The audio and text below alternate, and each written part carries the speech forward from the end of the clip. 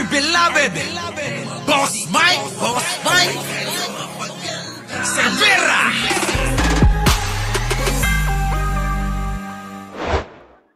Hindi ko po masasagot yan. Siguro po, ma'am, yan tatanungin ko si Congressman na Toby. Oo, si Kong Toby. Oh. Hindi po ako masyadong aware kung sino mga pangalan na nakakalimutan ni Pangulo or hindi niya nababanggit. Tatanungin ko po kung intentional ba to o nakalimutan lang.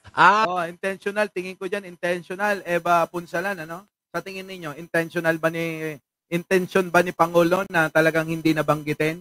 Mga kababayan, kayo ba naman, mga kababayan? Biruin nyo, nasa alyansa kayo, nasa inyong bakuran, itong si Camille Villar.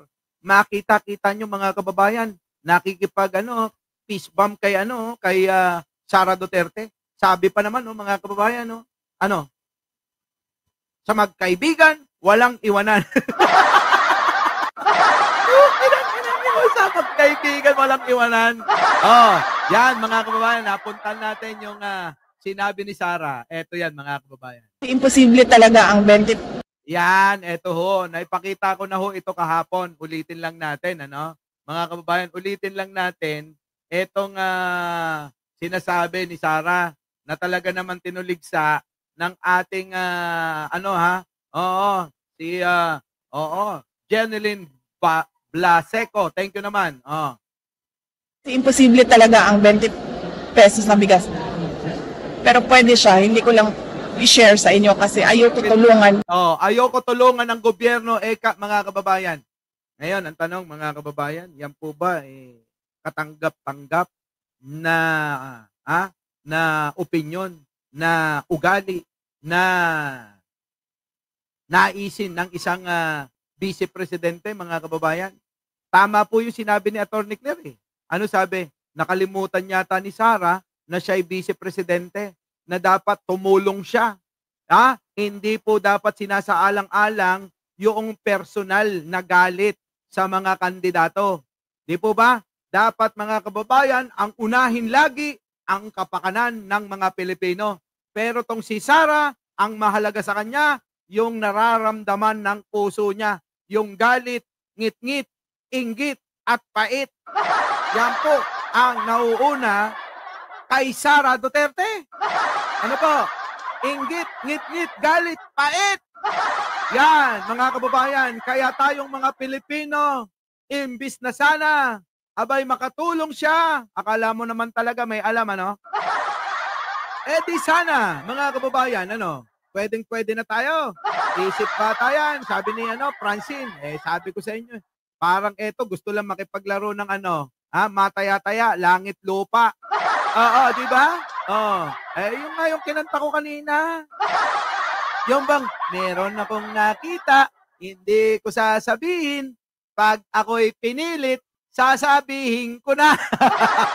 Puta, ganun lang hularo ni Sara. Ulitin natin. Pakinggan ninyo, Pakinggan ninyo, Imposible talaga ang 20 pesos na bigas. Pero pwede siya, hindi ko lang i-share sa inyo kasi ayoko tulungan. Ay! Grabe, mga kababayan, yung katwiran. Alam daw niya, imposible ang 20 pesos na bigas, pero alam ko yan.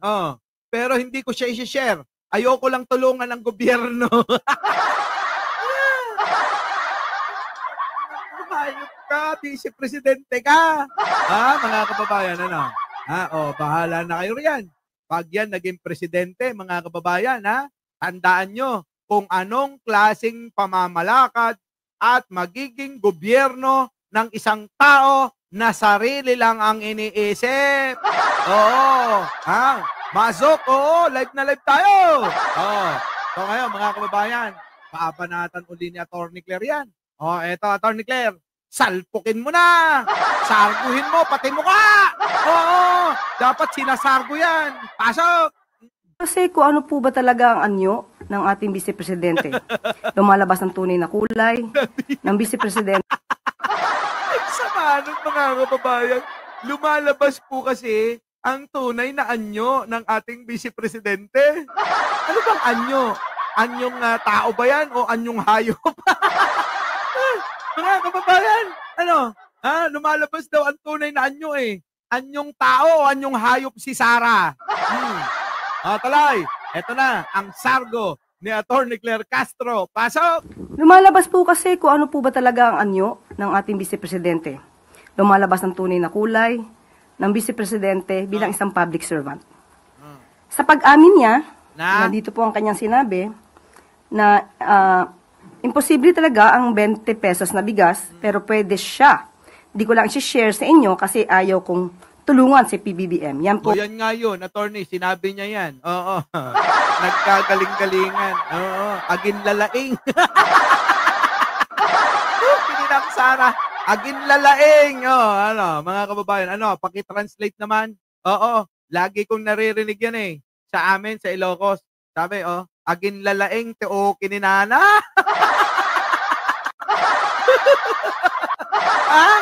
Aslala, daan muna. Di ba mga kababayan, sabi sa atin, sa Ilocos, agin lalaing, teo kininana. Aslala, at daan muna. Di ba, Mamita Startup? Pakitranslate nga. Yung salita sa atin na, agin lalaing, teo kininana. Aslala, at daan muna. Pagkakaunawa ko doon, mga kababayan, naggagaling-galingan, akala mo naman may alam. Tignan, sakit. Ang sakit to, mga kababayan. Atty. Claire, ulitin mo nga, nawala ako eh. Parang ganun yun, mga kababayan. Naggagaling-galingan, akala mo naman may alam. Ganun yun, agin lalaing. Kaslala, ado, amuna. Talay. Lumalabas po kasi kung ano po ba talaga ang anyo ng ating Vice Presidente. Lumalabas ang tunay na kulay ng Vice Presidente. Anong kulay? Kulay berde. Hunyango tawag doon. Mga kababayan, baka nakakalimutan po ninyo. Hunyango ang tawag doon. Lumalabas ang kulay. Samantalang noon, mga kababayan, I love you, BBM. I love you, BBM! Balikan nga natin. Wait, and then, nandito yan eh. Pasok! Ang dapat maging presidente, mababait, masipag, higit sa lahat, hindi magnanakaw, hindi corrupt. Love you, BBM. I love you, BBM. Ano na nangyari, Sara? Hunyango ka. Kaya pala, kulay berde ang kulay nyo. Kasi, hunyango kayo.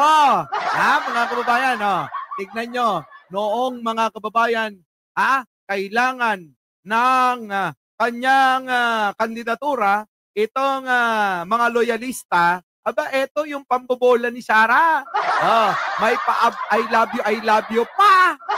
I love you, BBM. BBM, ang dapat maging presidente, mababait, masipag, higit sa lahat, hindi magnanakaw, hindi corrupt.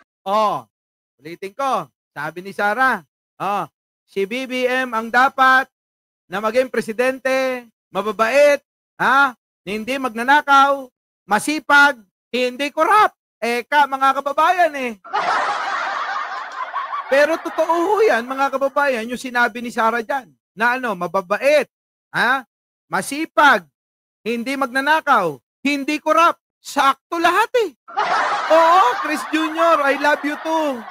Buti na lang dumating ka. Mga kababayan, sakto lahat yung sinabi ni Sara. Hindi, mababait. Mabait talaga si Pangulo eh. Ano pa? Masipag. Abay, sobrang sipag eh. Ano pa? Hindi magnanakaw. Alam na alam niyang hindi magnanakaw sapagkat sila lang yung nagnanakaw eh. Si Sara lang ho yung magnanakaw eh. Hindi corrupt. Kita nyo, sino nangurap? Di ba yung mga Duterte? Yan, mga kababayan. Ulitin pa natin, Boss Mike. Pakinggan nyo. BBM, ang dapat maging presidente, mababait, masipag, higit sa lahat, hindi magnanakaw, hindi corrupt. Love you, BBM. I love you too. BBM. I love you too. Sabi ni Pangulo, mga kababayan, kinang ina mo, binubola mo ko, alam ko yan. Akala nyo, hindi ko alam yung plano nyo na agawin yung pagiging presidente pag nanalo ko.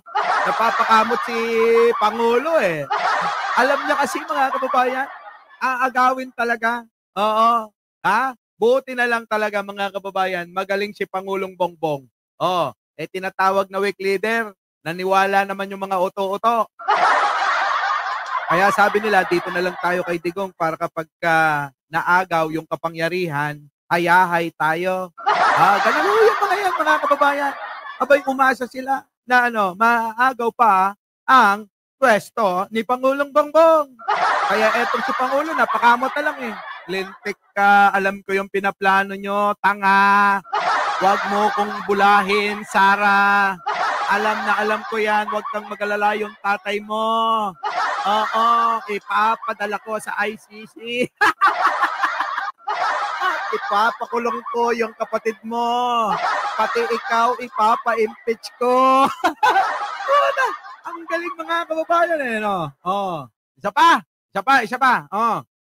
BBM, ang dapat maging presidente, mababait, masipag, higit sa lahat, hindi magnanakaw, hindi corrupt. Love you, BBM. I love you, BBM. Wala na mga kababayan. Oh, eto na. Punta na natin si Atty. Claire, yung banat, Atty. Claire, banata muli si Sara. Kasi kung ano po ba talaga ang anyo ng ating Ng? Vice Presidente. Lumalabas ng tunay na kulay ng Vice Presidente bilang isang public servant. Sa pag-amin niya, na dito po ang kanyang sinabi, na imposible talaga ang 20 pesos na bigas, pero pwede siya. Hindi ko lang i-share sa inyo kasi ayaw kong tulungan si PBBM. Yan po ang tugon ni Vice Presidente ng Vice President. Sa pag-amin niya pong ito, na hindi niya i-share kung ano man ang kanyang kaalaman, kung mayroon man talagang. Ayop, Sara! Sapul ka na naman kay Atty. Claire. Oh, sasabihin mo na naman, basura yung lumalabas sa bunganga niya. Hindi basura. Kung may basura man dito na lumalabas sa bunganga, ikaw yon. Etong sinasabi ni Atty. Claire, real talk to. Real talk, amen. Sabi nga ni Isko, di ba? Wala mga kababayan. Ang sakit nito, mga kababayan. Ang sakit-sakit nito binanggit mo, Atty. Claire. Oo, iiyak na naman sila Libayan. Libayan, no? Tingnan mo, ha? Ganito mga twiran. Oh, Libayan, no? Ganito. Tingnan mo, ha? Pakinggan mo, Libayan, yung pangangatwiran. Na hindi niya i-share kung ano man ang kanyang kaalaman, kung mayroon man talagang kaalaman. Kung meron man talagang kaalaman, bobo. Bobo, mga kababayan. Tuloy. Grabe, no? Matindi si Atty. Claire Castro. Grabe. Ibang klase bumanat ito. Talagang kapag bumitiw ng mga kataga, abay, grabe, daig mo pa tinaga ng bolo. Di ba? Ibang klase. Si Atty. Claire, pag bumanat ng isang kataga, daig mo pang nataga ng isang bolo. Oo, tuloy. Dahil nga sa ayaw niyang pagtulong sa ating Pangulo. Oo nga. Ito ay nagpapakita ng isang makasarili. Naku, makasarili. Oo, makasarili mga kababayan. Ibig sabihin, sarili lang ang mahal. Oo, di ba? Selfish. Mga kababayan! Makasarili mga kababayan! O, kininana.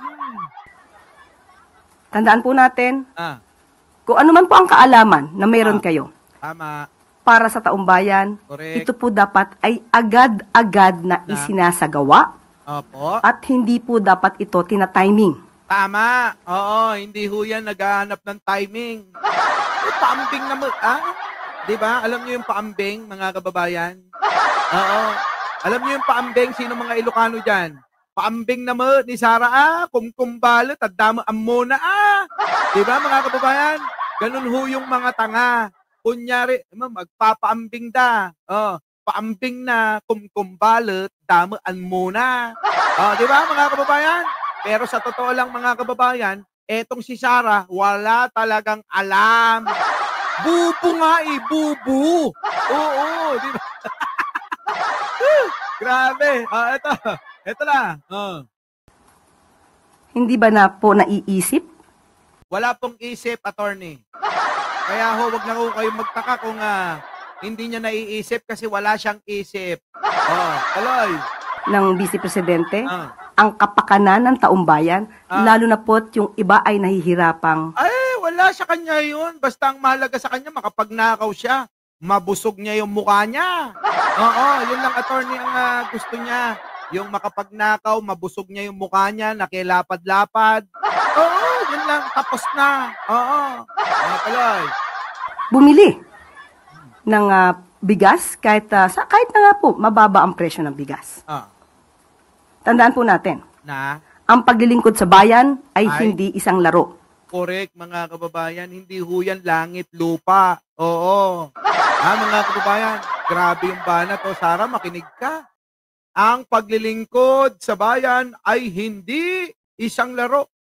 Ito ay ginagampanan ng bawat Pilipino. Lalo't ikaw ay naluklok bilang pinuno. Hindi lang, mga kababayan, ng mga pinuno ang may obligasyon para tulungan ng mamayan, kapwa Pilipino at ang ating bayan. Sapagkat lahat po tayong mga Pilipino ay may obligasyon na tumulong dito sa ating gobyerno at sa ating bayang sinilangan. Ganun po dapat ang katwiran. Kaso, mga kababayan, itong mga grupo nila Duterte, 10 ng kanilang mga aso, kasama na sila Libayan, mga kababayan, wala hong pagmamahal sa ating bayan at kapwa Pilipino. Ito ba, mga kababayan? Kaya kayo na ho ang maninimbang kung sino ang nasa tamang pangangatwiran at kung sino ang mga taong pansarili lang ang kanilang iniisip, mga kababayan ko. Kaya sa darating na halalan, 5 tulog na lang, mga kababayan, pag-isipan nyo, hindi pa huli ang lahat. Sa mga hindi pa nakakaboto, nako, isipin nyong mabuti ang tatantusan nyo sa balota. Kung itong tao na ito ay makakatulong sa ating bayan, sa ating kapwa Pilipino, o makakapagpabigat lang tulad ni Sara Duterte. Ni Aling Buday ba? Di ba? Si Aling Buday. Huwag niyo kakalimutan. Number 1 sa balota, Benhar Abalos, mga kababayan, Benhar Abalos, number 1 sa balota. Tuloy. Ang gobyerno, ang bansa ay hindi isang malaking playground. Correct. Ang gobyerno at ang ating bansang sinilangan ay hindi malaking palaruan, mga kababayan. Ito po ay ginagawa nilang playground ng mga kampo ni Duterte. Nang runa apo, day bakit nga ni Buday, apo. Nang runa apo, atoy bakit nga one sick boat. Sinaw ni Apo Buday. Ni Buday. Tuloy. Huwag naman po sana maging asal bata ang Vice Presidente. Nakaw! Sakit niyan, mga kababayan. Asal bata, isip bata. Kicks TV, tuloy-tuloy pangangampanya kay Marcoleta. Sana manalo si Marcoleta, no? Mga kababayan, ano? Ilaglag nyo na si Bato tsaka si Bongo. Pasok nyo si Marcoleta, payag na ako. At least yun, abogado. Di ba, mga kababayan? Our beloved Boss Mike Cervera.